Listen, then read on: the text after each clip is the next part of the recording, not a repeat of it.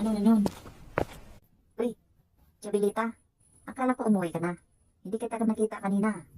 Hindi pa. Nasa library ako kanina. Tapos ngayon, hinanap ko naman si Sir sa Lagubang tungkol sa assignment natin. Kung saan topic. Alam niyo ba? Oo, sabi ni Sir Salagubang, yung assignment natin, kung anong maging future natin. Ikaw, Chabelita, ano bang gusto mong maging? Ako, Lister? Matagal ko ng pangarap na gusto ko maging lawyer. Tulad ng tita ko.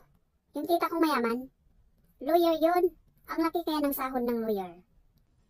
Talaga, Chabelita? Yung tita mong mayaman? Kaya pala ang yaman ng tita mo. Laki pala ng sahod ng lawyer, ano?